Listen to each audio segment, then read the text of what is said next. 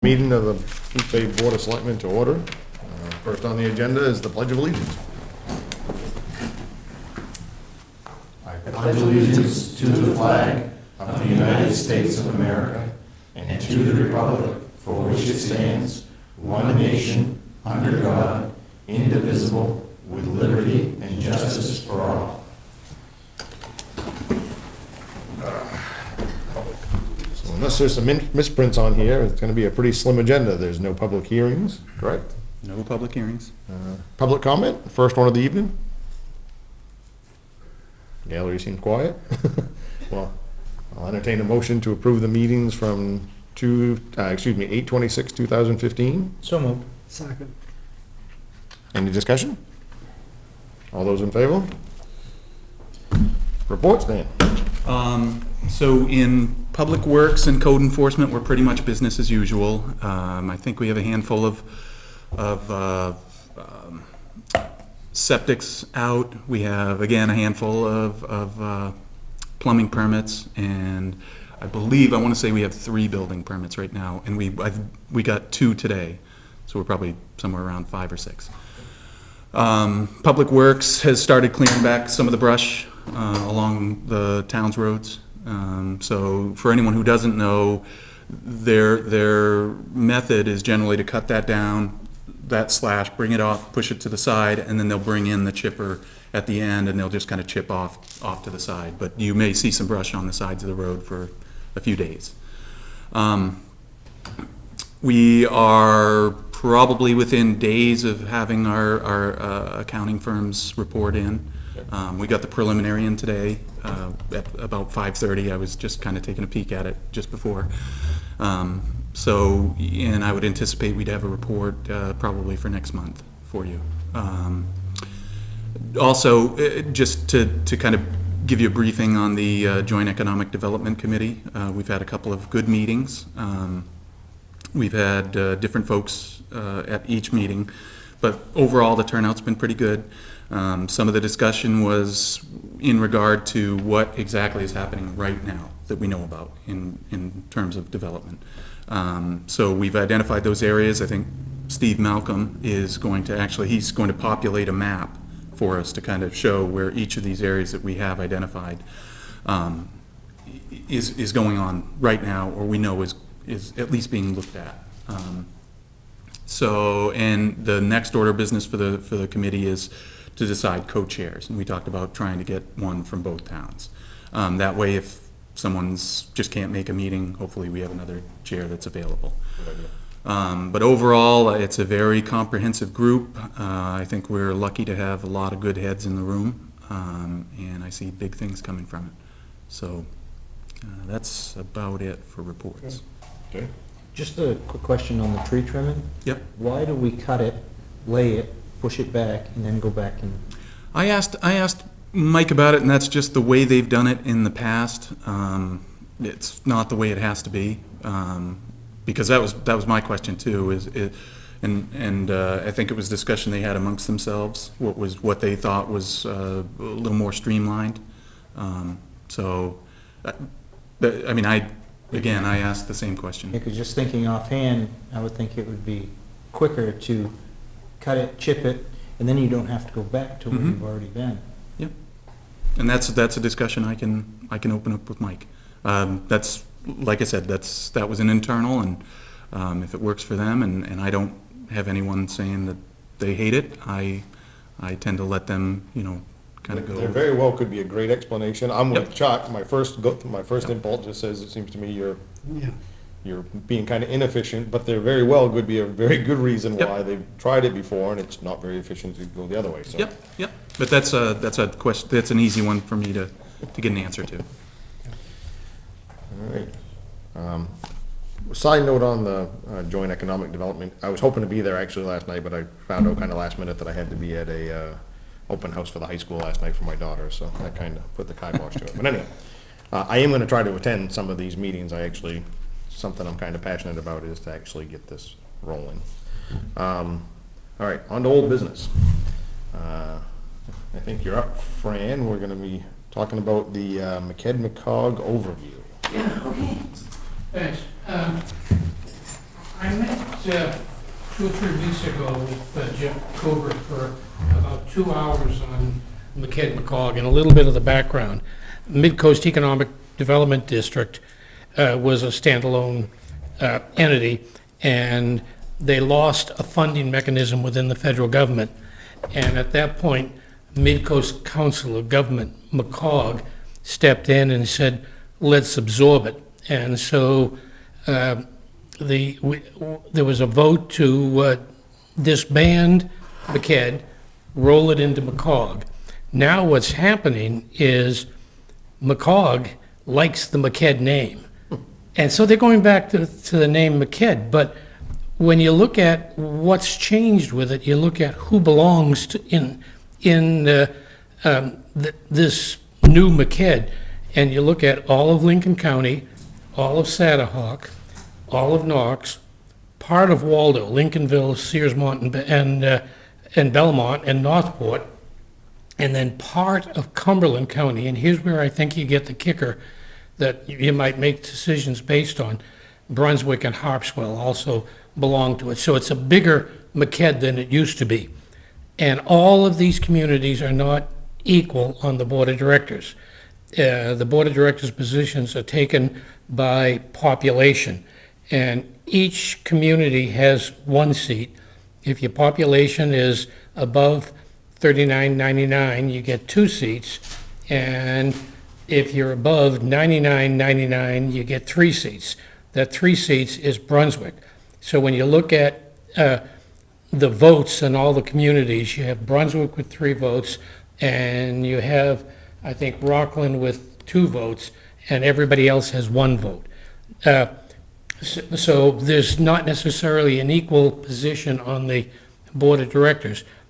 In their Congress, each town only gets 1 vote. Now, a couple of years ago, I've served, I think, 3 years as a member of the Congress, and the only time I was ever asked to vote on anything was the disbanding of McKed.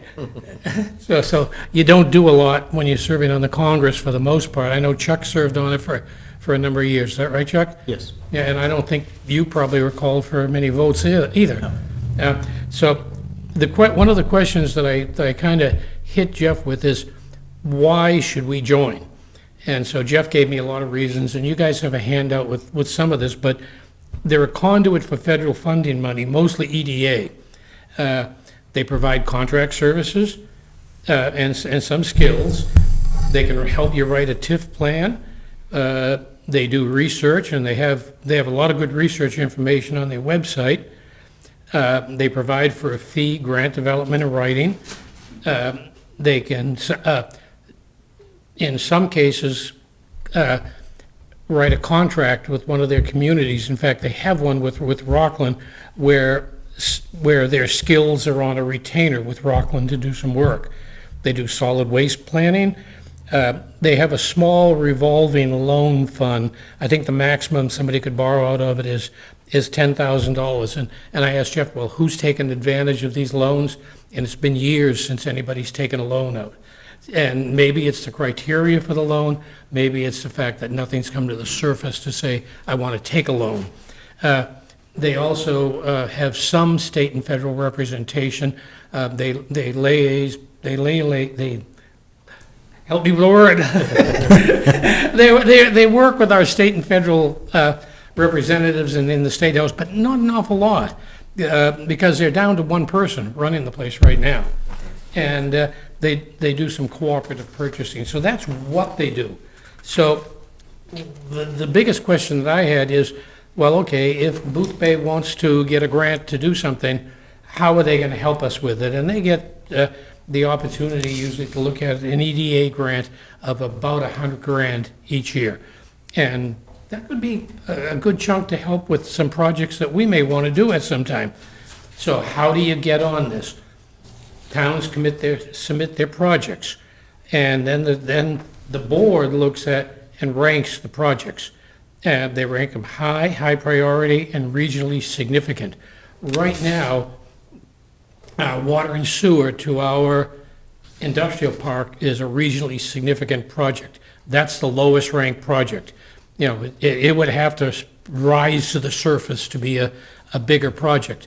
So looking at all these things that they do, and also looking at what do we get from Lincoln County. And you guys had a presentation not too long ago from Mary Ellen and Bob Fonce and somebody else about the kinds of things that Lincoln County does. And a lot of them sound very familiar with why joining McKed-McCog right now. So the decision as to whether or not it's valuable to join, I see two things that would have to happen to make it valuable. Whoever, if we join, and whoever is going to be the board member, and it should be a selectman, I think, would have to be very, very active with the goal of taking our project from a regionally significant project and raising it up to the highest thing. And there's probably a lot of things that they can do, including lobbying, including maybe rewriting the description of it, including maybe, determining how we're going to take some TIF money and use it, but to rise that up so that it's a high priority project. If we join and don't do that, there's no value in joining in my mind. Right.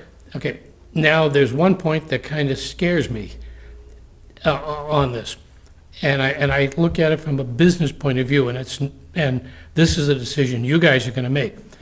You had an organization that failed because of not getting their funding. Now, what was the cause of it?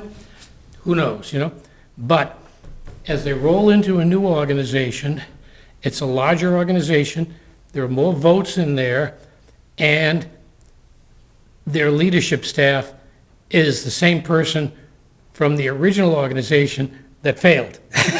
Now, if I were going to make a business decision for a company that I worked with, that's a red flag to me. Maybe it's not, but the thought being that if you do join, like I said, it has to be a commitment to be fully involved, to work with it, to raise our project up to a high project, and then to lobby with all the other board members that when they vote on this, now, they don't make the decision as to whether you're going to get the grant.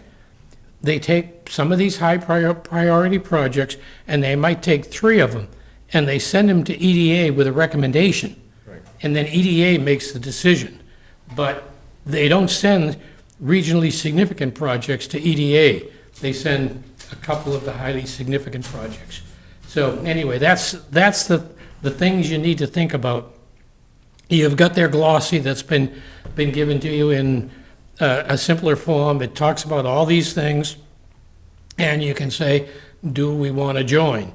And I don't want to make a recommendation to it because it has to be your decision. But I know if I were going to make a business decision on it, I'd probably say it's not worth it.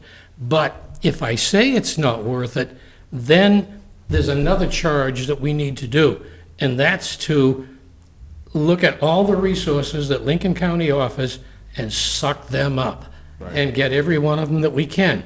And if we do that, no matter which way we go, we're winners.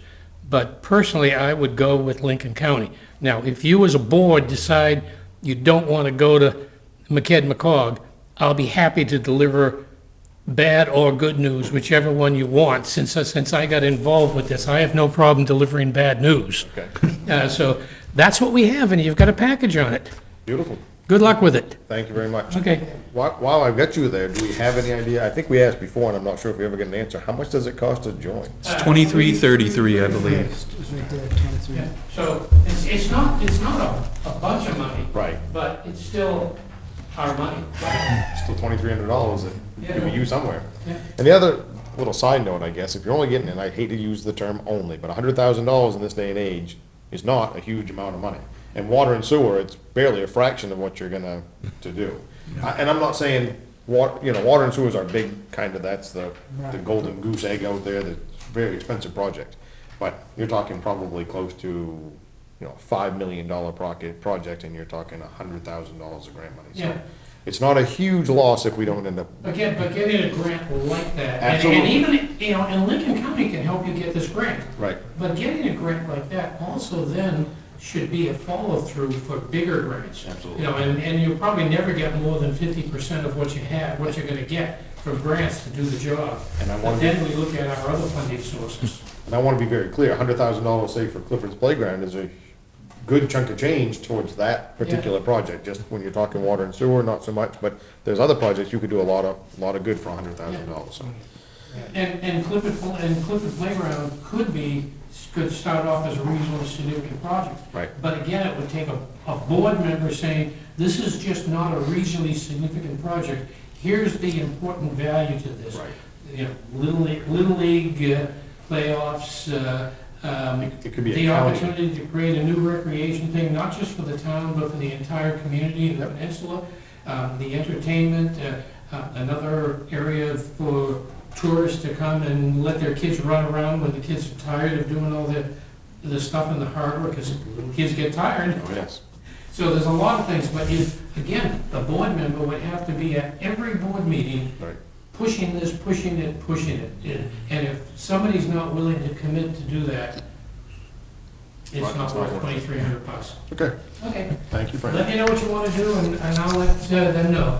I don't think we have to have a decision right this No, second. I don't think so. I think it Kind has of- to be I kind of- digested. Yeah.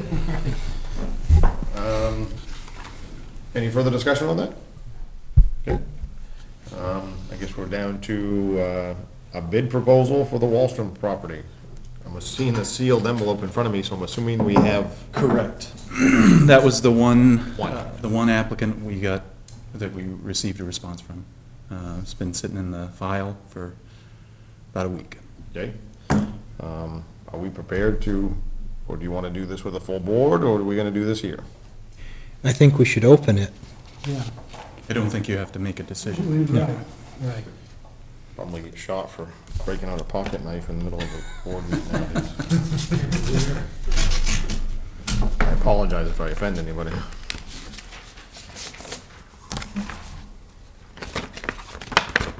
Okay, just making sure. Close the knife. So, bear with me while I digest what I'm looking at.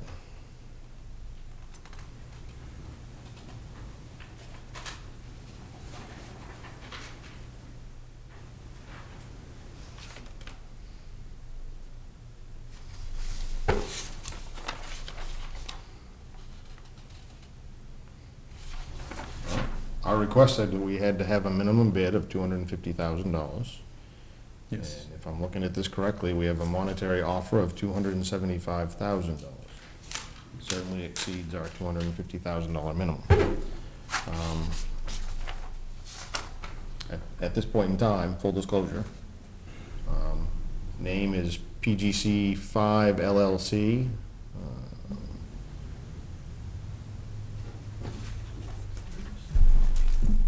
And I there- can only dare say what's in the sealed envelope, but I think that's probably the down payment. that's what I would assume as well.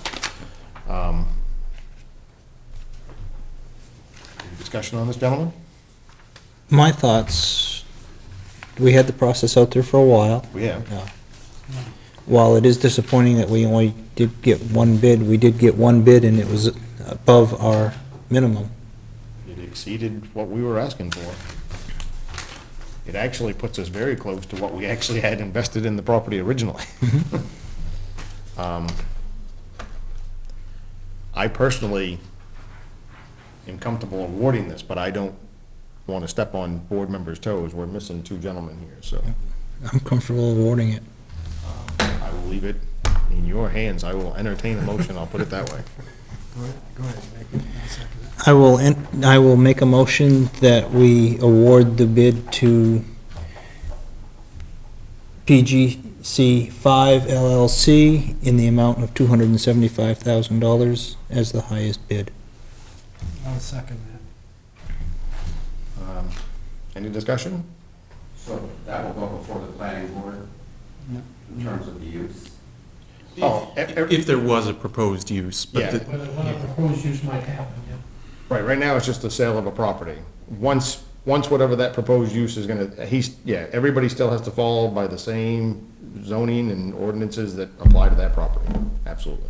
So you would know whether it's going to be fast food or whatever? well, yeah, it would follow the normal criteria for the planning board. So Normally, it's 2 weeks' notice in the register. Any abutters would be notified. Yeah, that's, So this is the acceptance of the bid based on, just a land sale. yeah. Correct, yep, a transfer of land. Who are they out of? Hold on.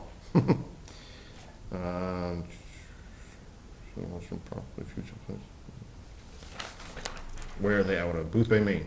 P.O. Box 757, Boothbay, Maine, 04537.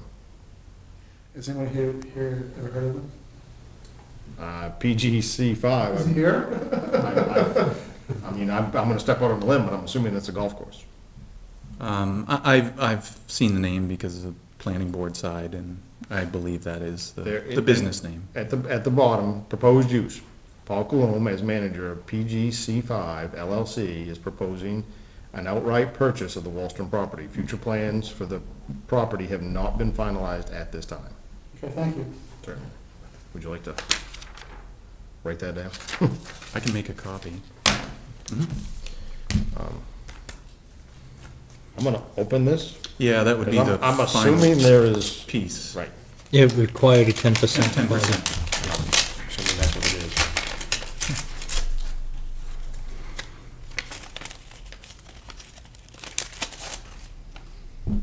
10%, $27,500. All right, that might be me. Oh, Dale. It's not You guys never actually No, I know, we have not, Okay. I understand. I just wanted to make sure you remembered that. No, I appreciate that. So at this point in time, all those in favor? So moved. Congratulations, I'm glad we got rid of it, and I'm glad we got what we wanted. I know it hurts Doug. Doug is probably very sore right I'm now. sure you're devastated. Yeah, so what happens now? We got like 9 days to close the deal, or? I can't, No, it just comes in and I does don't it. believe we had a, Just comes in and does it, do we? yeah. That's all. Yeah, I'm sure it's gonna have, there'll have to be some deed research, et cetera, on their side, so I think it's just gonna follow the normal course of any land transfer. Like, how long does he have to, I don't believe we ever set a No. timeframe. No. The timeframe was to get the bid in by today. right. The bid, What they choose to do with it and when they choose to do anything who's with gonna it? pay the balance on Oh, correct, the 9%? correct. Well, there won't be a transfer of deed until the balance Until is that. paid. right. Yeah. Yeah, we're How not, long do you have to do that? I don't know if it was ever written in there. We didn't have a timeframe. We have the Pretty sure it 10% was. deposit Is that that good secures for it. him? Well, no, but I'm just saying, he won't end up with a deed until we end up Yeah. with final payment. Okay. It's pretty well that, well, that may be the case. You but- got anything to say, Steve? No? Okay. Oh, you're welcome. Take care, Steve. Have a good night. All right, now we're on to new business. General Assistance Ordinance. And this is something that I'm sure you've seen before. Every year. What this really boils down to is there's a $6 per person increase. Increase. So we just, if you have discussion and then decide you want to adopt it. But that's essentially all it boils down to. Okay. So for clarity, every year, I've been doing this seven years, I think, now. Every year, and Chuck can probably speak way more clear about this than I can, but you have to adopt a new general assistance ordinance virtually every year. The big change this year is it goes up $6 per individual. It's not virtually, it is every year. Well, right. Yeah. Last year, we adopted it with the governor's caveat of proving that you're a resident. Oh, that's right, we did. Forget about that, you're right. So we'd like to maybe consider the same principle? I'd make that a motion. Yeah, I'll second it. There's a motion on the floor, it's been made and seconded. Any further discussion? Do we use all our GA money? No, I don't think they ever have since I've been here. no, I would feel confident in saying we, Does unused money go into a general fund then? No, what do we? I think I think we actually just replenish the account. correct, I think we just roll over Right. to that particular fund. So it's a budgeted figure, whatever we take out of it, we just basically plug that amount back in again. Ah, okay. So basically, you're keeping a set amount of money in there. Yep.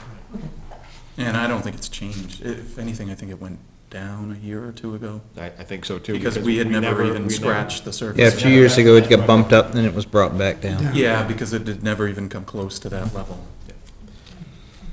All those in favor?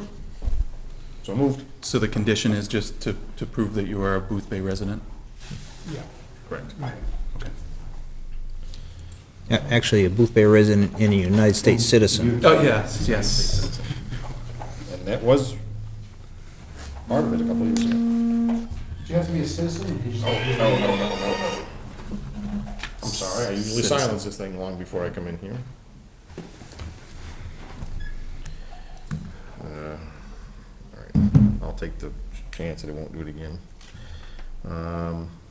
So on to reappoint Craig Barter to a 3-year term for the Shellfish Committee. And I think that was just an oversight on that original list that we had, that he didn't make that list, so Oh. we're just, So all the appointees that we were, he was he was, he was a for miss. whatever reason, he wasn't on that. I don't know if they just had missed, his name was up for reappointment, but, yeah, we're just catching up on that. I'll make that a motion. Second. All right, been a motion made and seconded to reappoint Craig Barter to a 3-year term for the Shellfish Committee. All those in favor? Oh, I guess you should ask for discussion, but. And we have another Ulmer Fund request. Douglas and I were looking at it prior to the meeting. We have a request from Sierra Murray. Class trip to France. Going with the Smiling Cow to summer of 2015.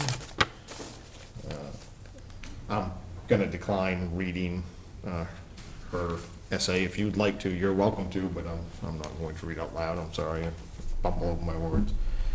We did notice earlier on, this is the same France trip. I think we've awarded 2 of the Ulmer funds already for the same trip. She did not put down any kind of nominal amount. So I don't exactly know what she's asking for, but I think in all fairness, for the same trip, we've awarded $1,000 to both the other people that are going to this trip.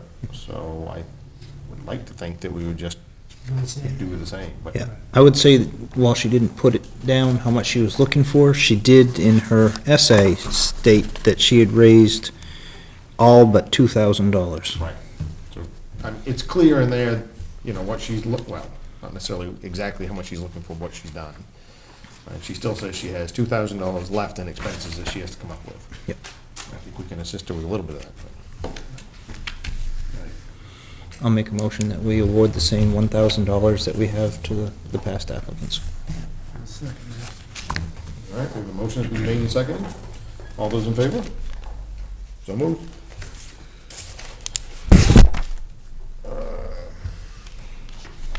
So we're on to the MMAO, this designate. Yeah, and that, I assume this has probably come up annually. Yeah, tag you're it, Dan. I kind of figured I knew where we were headed, so I didn't figure we'd have a long discussion. But, yes. I don't think we need an emotion, right? We just need, this was always a Yep. consensus in the past, I believe. Yep. No, there's no motion needed, just needed confirmation that, yes, I think you just got it. I will be headed to Augusta. So, we're on to our second public comment of the evening.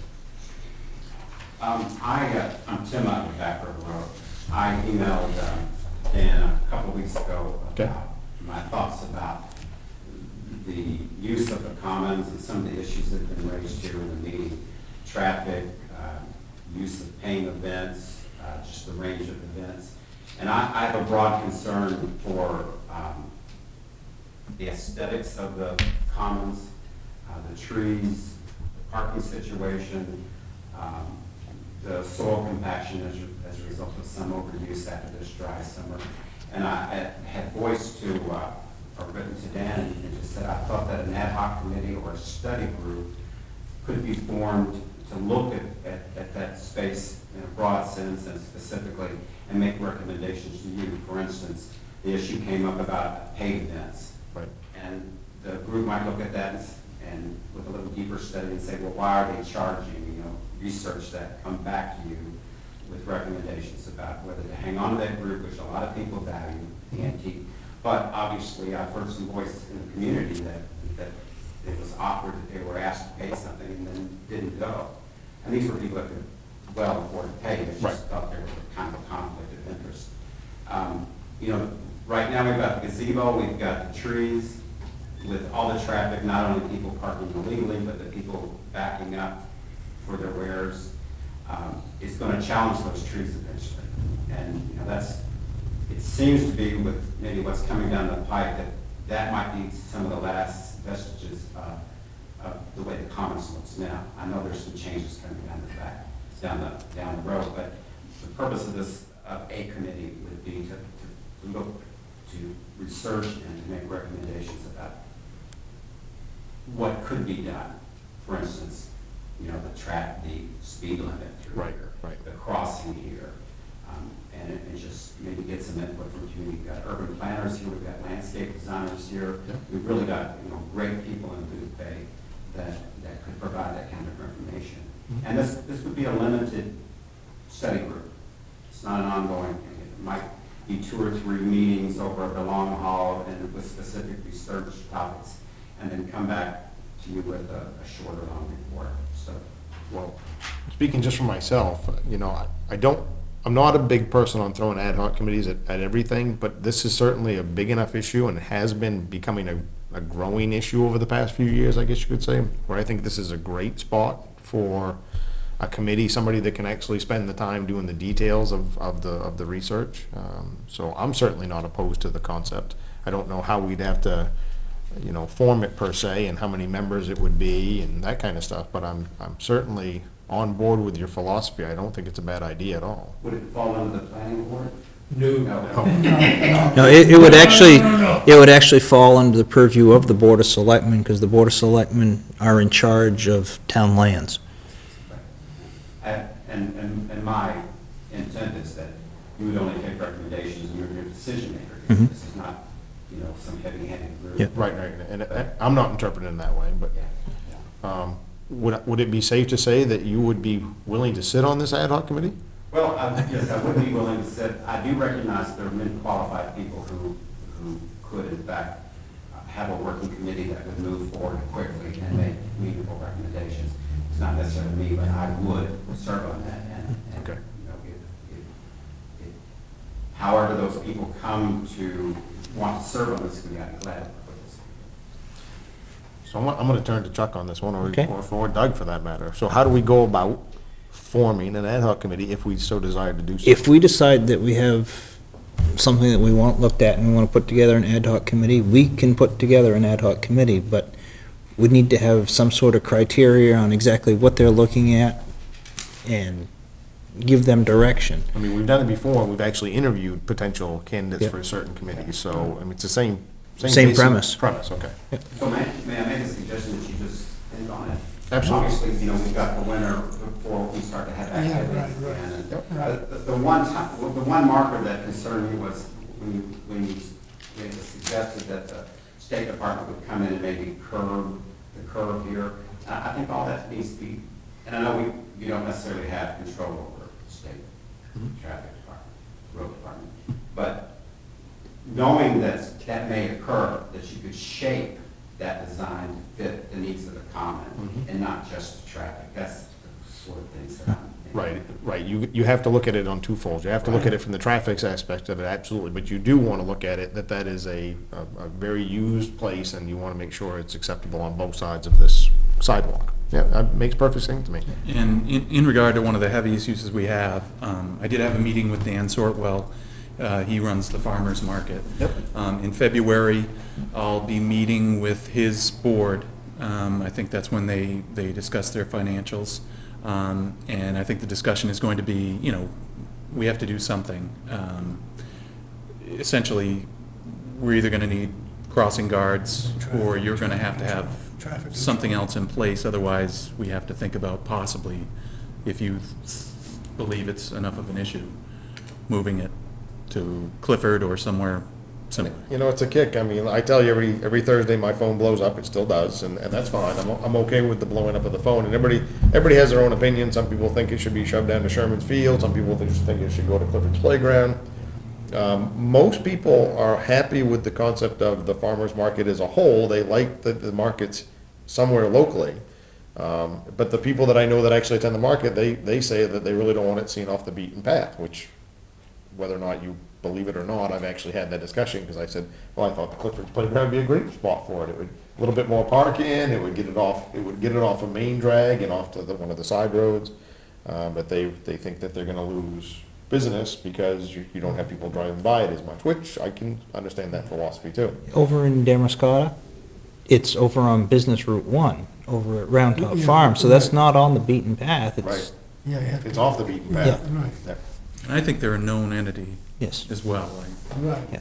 And just for history, the farmer's market came to the Boothbay Common from Sherman Field. I know, yeah, and it's a nice little tidbit of people, to know that it's already been shuffled from there back up to here, and here's where it seems to be growing. And it's hard to step on something, it's hard to sit there and watch something grow and then say, oh, well, glad you're growing, but now you gotta go. And I don't really want to do that to him either, so it is a touchy subject, but it's definitely, we do have to address it somehow, I just don't know what that answer is. Well, at least we'll have that step in place, and if Tim Yeah. is able to come up with some criteria that you would be happy with, if the ad hoc committee is put together. In February, not that you'll remember this, but remember, that's a state road, so you have to be state certified, you can't just stick any fool out there with a Oh, flag. yeah, and no, say- I'm well aware. I think that, we had, again, preliminary discussions about Yep, that. yep. And that was one of the things that came up. I mean, for now, until we come up with something long-term, it seems to be Well, probably the best. there's some stuff gonna be in the works later on. Yeah, Yeah, so, Yeah. and that. yeah. We have some things that we can look at for long-term answers, but right now, we need to find something for the interim. That I explained to Dan that the trickle foot traffic is what's causing Yeah, I most of know. the issues. And they're real safety issues. I mean, they're How they're long- real. How long is their season, sorry? Oh, I think They have 3 more weeks to go. peak, it goes about 3.5 months, when we really see that influx. I think it goes a little bit longer than that, but like last week, and I told Dan, at this point, we're at the point in the season where Not a big it issue. wasn't an issue, Nope. so much. And maybe that's part of the discussion, is that at this date and this date, we're probably okay without crossing guards. Right. But in this peak season, in that 3-month season, that's when, I'm not telling you anything you don't know, because I know I'll get phone calls and accosted at work and wherever else you may be. So, but during that season, it's, I firmly believe that it's only a matter of time, so. And I'm not 100% sure, and I'm just thinking out loud, I'm not 100% sure that a crossing guard's gonna really accomplish much of anything. I mean, because no matter what, you're still letting people, that trickle traffic's still gonna be there. The only thing that'll help you a little bit is you can stop people long enough to let some actual vehicles. That's what we're hoping for, is that we don't get the people, the ones that are the worst are the ones that don't really even look. They just assume it's a crosswalk and people are stopping. Yeah. And it happens way more than you would ever believe. Well, the thing is too, it isn't just the traffic issue, it's the parking issue as well. It is the parking issue, That's a absolutely. That's a danger there. I describe it as the lady in the Range Rover with the bag, and she feels like she's in France, and she's gonna pull her Range Rover in there, and when she's ready to leave, she doesn't look, she just backs. And actually- Terrible accident there sometime. The Oh, yes, perfect I agree. example, our sign has been run over twice. Right, the one that says, no parking. Crosswalk. Crosswalk. Yep, that we put in the middle of the road Twice. 2 times. Twice, okay, I admit, I ran it over once. I wasn't saying anything, Fran. I wasn't saying anything. I didn't even look at you. I know it's a replace it, no, I. No, and- It It was And I made fixed. a perfect 90-degree turn, and my wife said, "You gotta hit that damn thing." And I did. And it was fixed, and then weeks later, so now it sits on the side of the town office. Twice, I feel better. Yes. I have one last brief comment. It was in reference to Mike at Public Works. I'm a woodchuck, and the men and women that volunteer for the woodchucks get a great deal of cooperation from Mike and his staff. And we're gearing up for the next season. We appreciate the lease of that land, and I understand that it is negotiated through BBRC, if that's correct. Boothbay. Community, community resources. Yep. And that the people who request assistance are qualified through them. We have no participation in that. We take volunteer wood, we cut it, we stack it, we deliver it upon their request, and we, to my knowledge and the discussion I've heard, do not take wood away from those people who are providing wood to people for a fee. So the wood that we deliver are to people who have qualified through that process. We appreciate cooperation. I've been an advocate. I think the woodchucks is Oh, yeah. I mean, it started off, I think it was like 4 or 5 gentlemen that just decided to jump in, then they were up to 10 at one point in time. and I it don't even grew. know what they have now. And, yeah, There's like 15 men and women. Yeah. Women that come too. and I'm, yeah, Women, I'm, I'm holding chains. absolutely, and I'm not stepping on that at all, but it's grown exponentially. I think it's a great, function for the town. It's helpful to many. Yeah, I again, another one of those reasons you're proud to live in this region. Absolutely. Yep. All right. I have some questions. Sure. Sierra Murray, what year in school is she? I can tell you she's a sophomore only because I know she's in my daughter's grade.